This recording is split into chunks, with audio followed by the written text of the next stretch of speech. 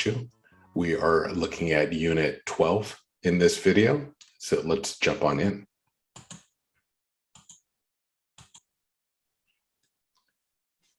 Starting off with note 12.1, telling time. This is a pretty straightforward section, so I'm not going to spend a whole lot of time on it. One thing I do want to mention, though, is that the Ethiopian way in Ethiopia of measuring time throughout the day is similar to the way Israel, at least in biblical times, measured the hours of the day, referencing it from 6 a.m. In the morning, from sunrise roughly, and measuring it from there. So in Ethiopia, if it's what is equivalent of, say, 7 a.m., that would be 1 a.m. for them, or 8 a.m. is 2 a.m., 9 a.m. is 3 a.m. for them in the morning. So 1 o'clock, 2 o'clock, 3 o'clock means those times in the morning. So when it comes to saying what the time is, though, if you want to say it's 2 o'clock, then you say hulet saat, 2 hours literally. If you want to say it's 2:30, you would say hulet takul. And if you wanted to say it was 4 o'clock, arat saat, arat takul, and so on. So you can see these and just memorize the forms. But I think most Amharic speakers in the diaspora tend to use English or whatever the local language is in terms of measuring time. Again, this is something you'll, especially with that way of reckoning, is usually done in Ethiopia. But usually Amharic speakers in the diaspora are going to follow the kind of more Western way, or even if they're in Asia or elsewhere, they're going to follow the more common way of measuring time throughout the day. So with that, let's go to 12.2. 12.2 gets into a new verb form called the Justif. And this is a form that's used in certain forms, first and third person, plural and singular. In the positive, we're going to look at the positive now. We'll look at the negative later. But it is a way of expressing a kind of desire, or even a soft form of a command. And when it's used, it can either mean let or may. And that can mean let him or her do such and such. Let or may he or she do such and such. Whatever the action of the verb is. It has the same personal prefixes and suffixes, which are used for the short imperfective, except that the first person singular has a l before the prefix. The third person plural in particular is a form that is a kind of a polite imperative, as opposed to the second person, whether it's singular or plural, has a kind of more strong, forceful do this.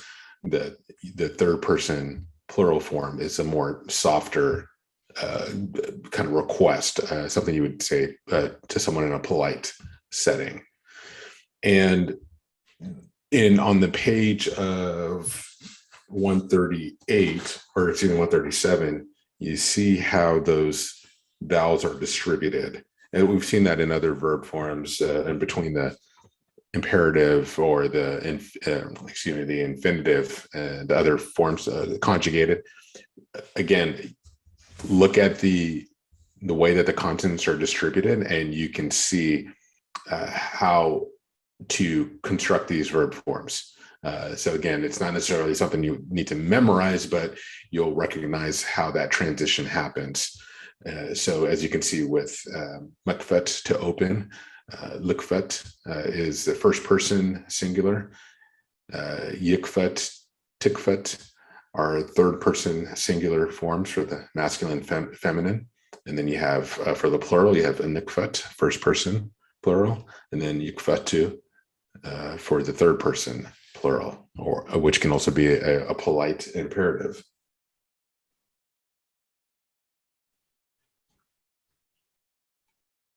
And that was for the 3 radical verbs type A. Then you see the same thing for type B with mafalag.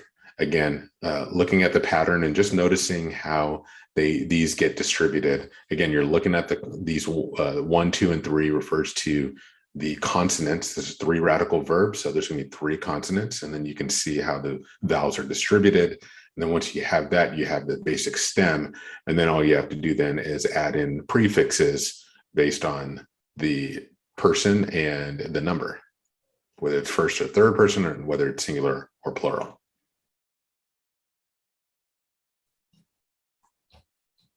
And then there is a negative form, which is formed by attaching the negative prefixes of the imperfective, which you can go back to note 9.4 and see that, but not the suffixes, not the m ending. So you just take the prefix only and you add that in, and then you get your negative Justif. So we saw earlier with likfet, yikfet, tikfet, nikfet, and then yikfetu. And so here with the negatives, you have alikfet, ayikfet, atikfet, anikfet, aikfetu, aikfetu. And that's with the type 3 radical type A. Same thing with mephalig and with the 2 radical verbs.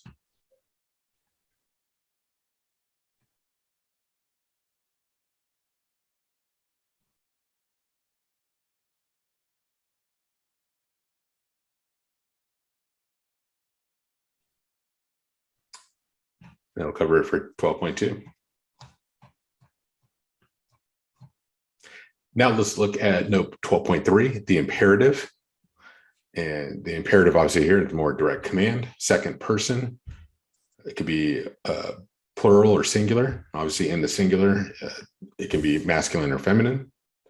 And as in the examples here, kafatu, open, you all open your books. Zigu, you all close your books. Balu, you all say, and et cetera, et cetera. So those are your imperatives. Again, vowel distribution here. So as we look at the 3 radical type A verbs, again, 3 radicals, 3 consonants, and then we see how the vowels are distributed for type A at least, and then type B. And then from there, we just construct that with the appropriate suffix. So you'll notice there with the feminine singular, you have that E ending. And then with the plural, you have the U ending. Those are some telltale signs there.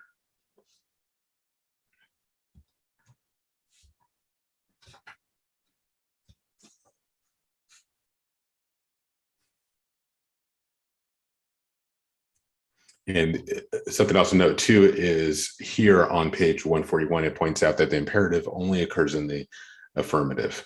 Negative commands are expressed using the Justif forms that we saw in the previous note.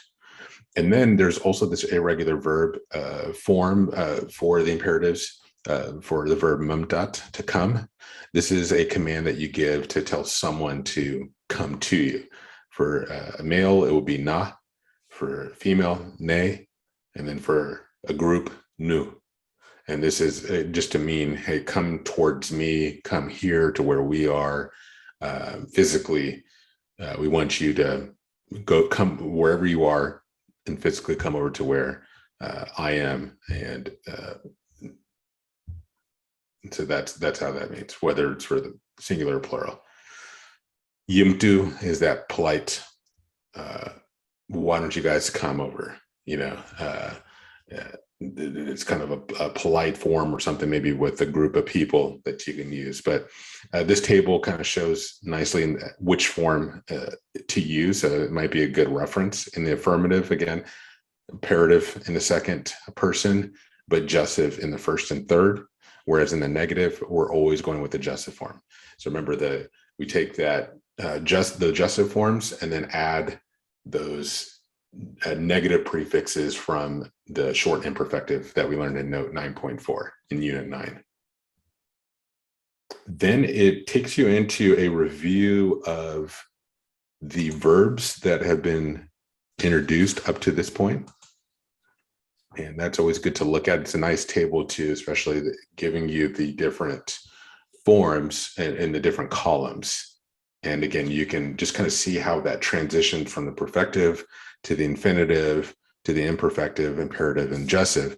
And you see how the same consonants are there, but just get rearranged and distributed differently with different vowels. Now let's look at 12.4, the relational affix for iya. And this is going to be used with nouns. The next one's going to be with verbs. With nouns, though, it means each.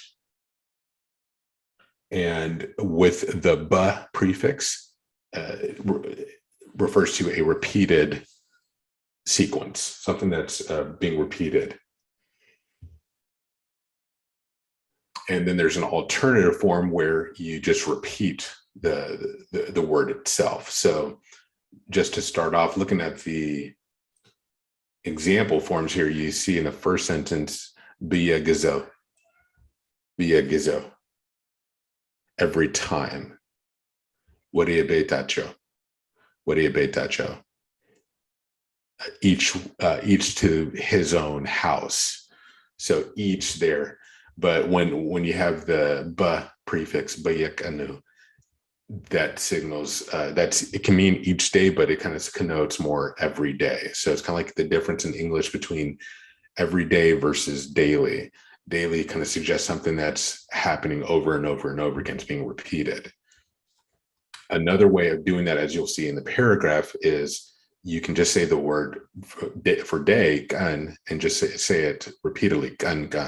And that's usually the kind of the go-to way that Amharic speakers will indicate a repeated occurrence. If it's happening at a certain frequency, they'll say gun or mata for evening, and that indicates this is happening over and over again.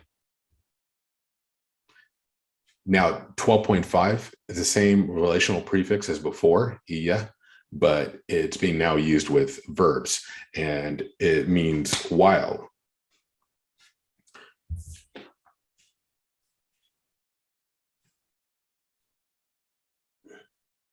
And a few things to note here is that the action of that verb is being performed at the same time as the main verb of the sentence. So in this example here, you see that the main verb is yanabal, masaf yanabal. He is reading a book.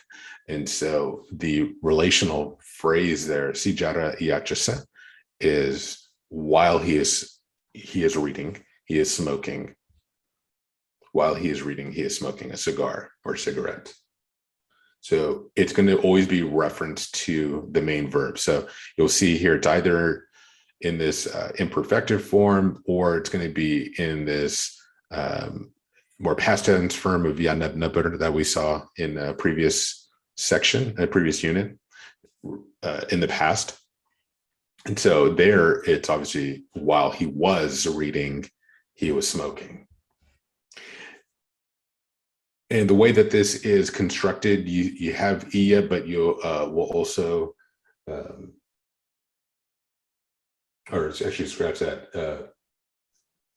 It's prefixed to perfective forms. That's also another thing to note there. So iachasa, it always gets prefixed to that verb form, and refers to a habitual action or state.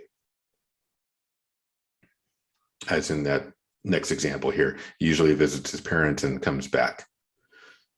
Where it says here, that's where he visits, ongoing, habitual, and then comes back, yimalasal.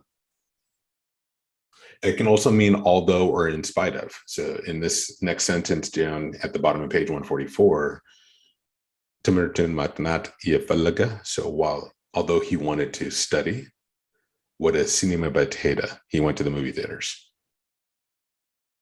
Or in spite of him wanting to do that.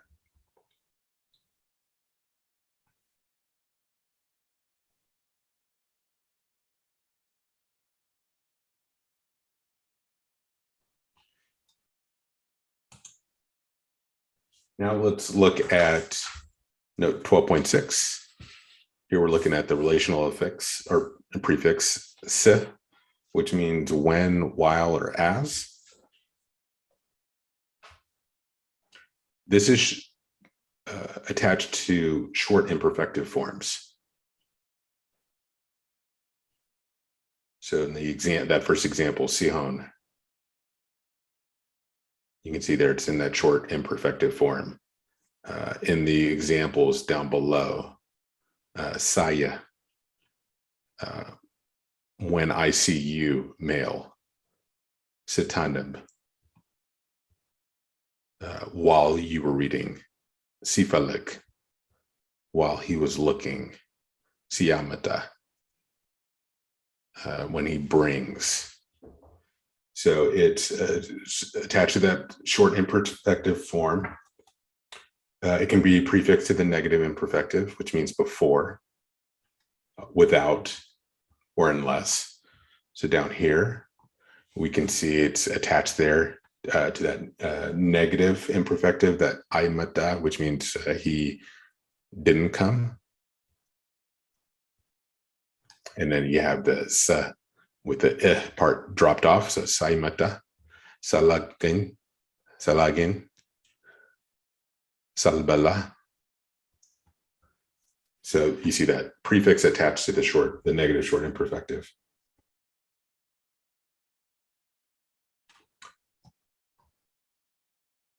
Then we see it's also attached to the third person singular and plural of the verb menor, which means to exist. And when it does, it indicates possession. We saw this in a previous unit where possession was described as literally something exists to you or to me or to him or to her. And it's something very similar here. We see with Masaf Sinorin, the book exists to me literally, but which means when I have a book, So in that case, you have to just remember that the subject and the object of that verb is reversed. Whereas in English, we might say, I kicked the ball. I am the subject. The ball is the direct object. But if we flip it around into the passive voice and we say the ball was kicked by me, there the ball is the subject of the verb, even though it's really receiving the action, which I am producing. It's again just something that keep in mind that in the way that the possession is described. So with those verb forms for menor, when you have se attached to it, it means when I have such and such a thing. Misafoch sinorun, in the plural, when I have books. So the thing possessed, misafoch mist, is the subject of the verb. And the tables will show you the different forms for the different persons and number, singular and plural. And that covers it for Unit 12. Next up, we'll get into Unit 13. So thank you again for your patience and making it through. At this point, you're doing a great job and we're charging on. All right, thanks.